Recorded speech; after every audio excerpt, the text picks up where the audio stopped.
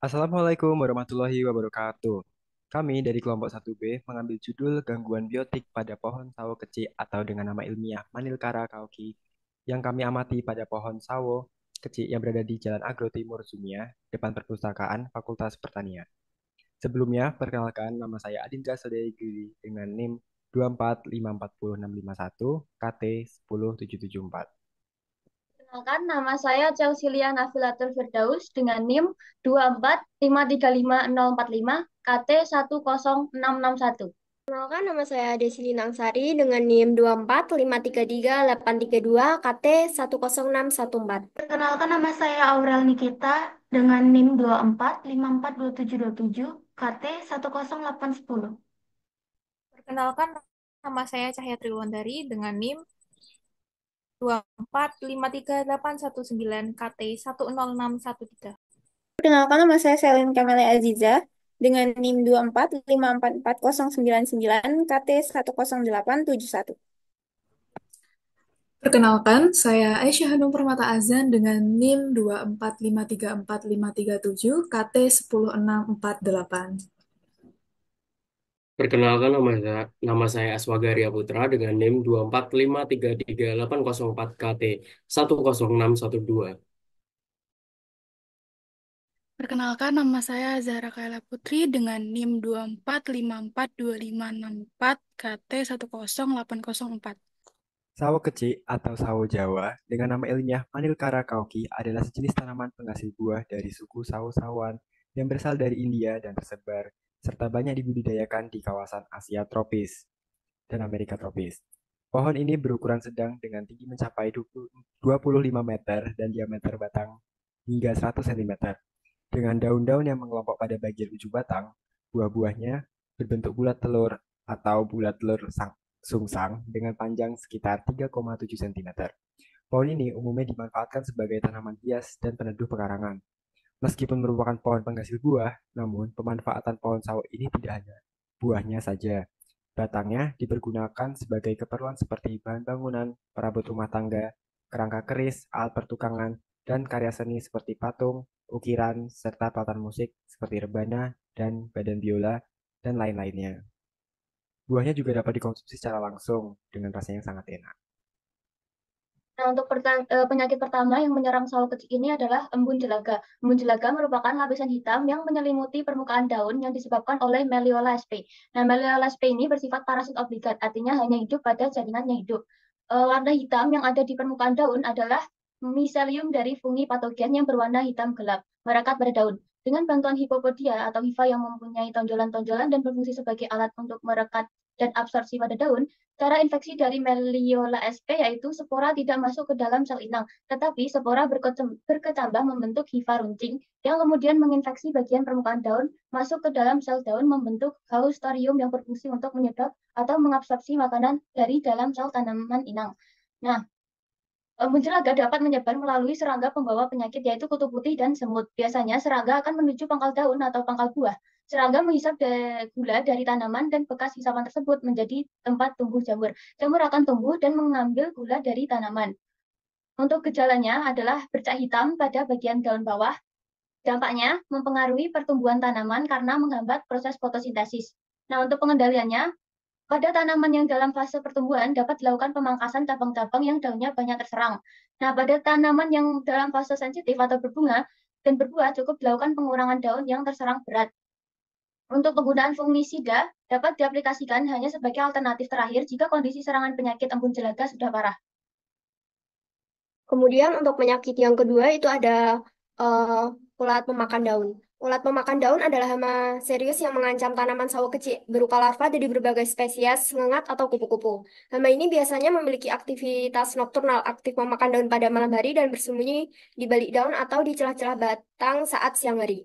Tanda-tandanya itu eh, dide- diidentifikasi dari adanya lubang-lubang tidak beraturan hingga defoliasi parah yang habis termakan hingga hanya menyisakan tulang daunnya. Penyebarannya terjadi ketika serangga dewasa bertelur pada tanaman, dipercepat oleh kondisi cuaca hangat dan lembab, serta kurangnya predator alami. Gejala serangan ini meliputi daun berlubang, daun menguning, hingga gugurnya daun secara massal yang secara signifikan mengganggu proses fotosintesis dan pertumbuhan tanaman. Dampak serangannya dapat melemahnya pohon, mengurangi produksi buah, dan meningkatkan kerentanan terhadap penyakit sekunder. Pengendalian hama ini dapat dilakukan dengan berbagai strategi seperti pemantauan rutin untuk deteksi dini, pengendalian manual dengan mengumpulkan dan memusnahkan ulat, aplikasi insektisida biologis, pemanfaatan predator alami, dan penyemprotan air bertekanan untuk menjatuhkan ulat. Langkah pencegahannya dilakukan dengan menjaga kebersihan area tanam, rotasi tanaman jika memungkinkan, kemudian penggunaan jaring pelindung untuk tanaman muda, penanaman tanaman pendamping yang bersifat repelen seperti kemangi atau serai, serta pemupukan yang seimbang untuk meningkatkan ketahanan tanaman. Yang ketiga ada penyakit kulit batang mengelupas. Pada sawo kecik merupakan gangguan kesehatan tanaman yang ditandai dengan pengelupasan kulit batang pohon. Penyakit ini biasanya disebabkan oleh infeksi jamur atau bakteri yang menyerang jaringan kulit batang pohon. Di daerah dengan kelembapan tinggi, penyakit ini mudah berkembang terutama pada pohon yang kurang terawat, di mana penyebarannya dapat terjadi melalui spora yang terbawa angin atau percikan air hujan yang mengandung patogen. Keberadaan penyakit ini dapat merugikan tanaman karena merusak sistem pembuluh pada batang, sehingga mengganggu transportasi nutrisi dan air yang dapat menyebabkan pohon menjadi lemah atau mati jika dibiarkan berkembang. Pengendalian penyakit dapat dilakukan dengan cara membersihkan bagian kulit yang mengelupas dan mengaplikasikan fungisida atau bakterisida pada area yang terinfeksi dengan melakukan pemantauan rutin. Pembersihan area yang terinfeksi harus dilakukan dengan hati-hati menggunakan alat yang steril. Kemudian, bekas luka diolesi dengan fungisida atau bakterisida yang sesuai. Perawatan tanaman perlu dilakukan dengan pemupukan yang tepat, pengaturan drainase, dan menjaga sanitasi kebun. Pencegahan dilakukan dengan menjaga kesehatan pohon dan menghindari pelukaan mekanis pada batang. Selanjutnya adalah benalu epifit. Benalu pada tumbuhan sawo kecik ini adalah benalu Pinrosia longnifolia. Benalu ini adalah salah satu benalu yang berjenis pakis-pakisan atau ferns yang bersifat parasit dan dapat mengganggu tanaman dengan mengambil nutrisi dari tanaman tersebut. Di daerah tropis, benalu mudah ditemukan pada pohon-pohon besar, di mana penyebarannya terjadi melalui burung yang memakan dan mengekskresikan biji benalu yang lengket pada dahan pohon yang akan berkecambah dan tumbuh di pohon. Keberadaan benalu dapat merugikan tanaman inang karena menyerap nutrisinya, sehingga menyebabkan pohon menjadi kurus jika dibiarkan berkembang biak. Langkah-langkah yang paling mudah untuk mengendalikan benalu adalah dengan cara memotong benalu yang menempel atau memotong bagian dahan atau batang yang terkena benalu. Tips untuk mengendalikan benalu yaitu dengan pemantauan rutin yang dilakukan sesering mungkin. Sebelum membersihkan benalu, pastikan menggunakan alat pelindung seperti sarung tangan dan kacamata untuk melindungi diri dari getah benalu yang mungkin keluar saat mencoba menghapusnya. Selain itu, adalah dengan memotong benalu dengan hati-hati menggunakan alat pemotong tajam seperti gunting atau gergaji tangan yang bersih, kemudian hancurkan benalu agar tidak dapat tumbuh kembali, bisa dengan membakar atau memusnahkan dengan cara yang aman. Kemudian, perawatan tanaman agar tanaman tidak terkena kembali, maka harus dilakukan dengan pemupukan, juga penyiraman yang cukup, dan perlindungan terhadap hama penyakit tanaman yang lebih tahan terhadap serangan benalu. Pencegahan untuk benalu tumbuhan kembali adalah dengan memperhatikan kebersihan sekitar tanaman, juga menghindari menanam pohon terlalu dekat antara satu sama lain, karena benalu dapat menyebar dari salah satu pohon ke pohon lain. Langkah paling terakhir adalah menggunakan pestisida. Jika benalu sangat parah, maka dapat dipertimbangkan menggunakan pestisida yang direkomendasikan untuk mengendalikan benalu.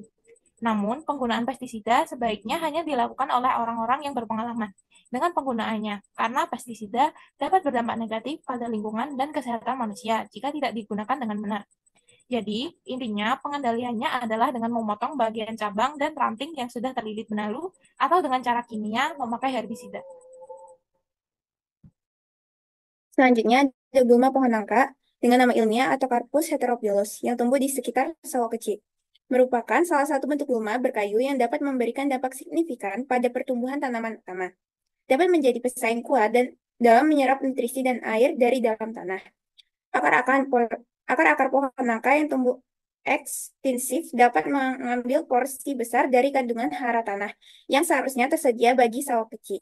Selain itu, ketika pohon nangka tumbuh semakin besar, kanopi daunnya yang rimbun dapat menghalangi cahaya matahari yang diperlukan oleh sawo kecil untuk proses fotosintesis. Hal ini dapat menghambat pertumbuhan optimal sawo kecil dan berpotensi menurunkan produktivitas dalam jangka panjang. Pertumbuhan pohon nangka di area ini umumnya disebabkan oleh penyebaran biji oleh hewan pemakan buah, pertumbuhan alami dari biji yang jatuh, serta kurangnya monitoring area secara rutin. Dampaknya yang ditimbulkan sangat signifikan, meliputi kompetisi nutrisi dan air yang tinggi, pengurangan cahaya matahari akibat kanopi yang rimbun, serta perubahan struktur tanah yang dapat menghambat pertumbuhan optimal sawo kecil. Untuk mengendalikan pertumbuhan pohon nangka, beberapa metode dapat diterapkan, seperti monitoring rutin dan pencabutan bibit sejak dini, penebangan pohon yang sudah besar disertai pembersihan sistem perakaran serta menyeluruh, serta penggunaan herbisida sistemik bila diperlukan. Pencegahan dapat dilakukan melalui perawatan lahan secara rutin dan pemberian mulsa untuk mencegah pertumbuhan bibit baru. Selanjutnya adalah kutu putih. Bisa dilihat di layar, kutu putih atau Paracoccus margiatus atau dengan nama kerennya Mealybugs merupakan hama tanaman yang meresahkan di berbagai belahan dunia, terutama di daerah dengan habitat hangat dan lembab. Serangga ini dapat berkembang biak tanpa kehadiran jantan melalui partenogenesis, menjadikannya ancaman serius bagi kesehatan dan produktivitas tanaman. Kutu putih menghisap sari-sari penting tanaman menggunakan probiosis, proboscis terutama pada bagian yang masih muda seperti daun dan batang yang mengganggu pertumbuhan dan menyebabkan kerusakan jaringan tanaman. Faktor lingkungan seperti penyiraman berlebihan, penggunaan pupuk yang tidak proporsional, serta kelembapan yang tinggi turut mendukung perkembangan kutu putih. Pengendalian kutu putih dapat dilakukan dengan pendekatan alami maupun menggunakan bahan kimia. Pendekatan biologis melibatkan musuh alami seperti kepik, kumbang mari, dan larva parasitoid yang efektif memakan kutu putih. Insektisida nabati seperti minyak nimba dan larutan bawang putih juga terbukti efektif.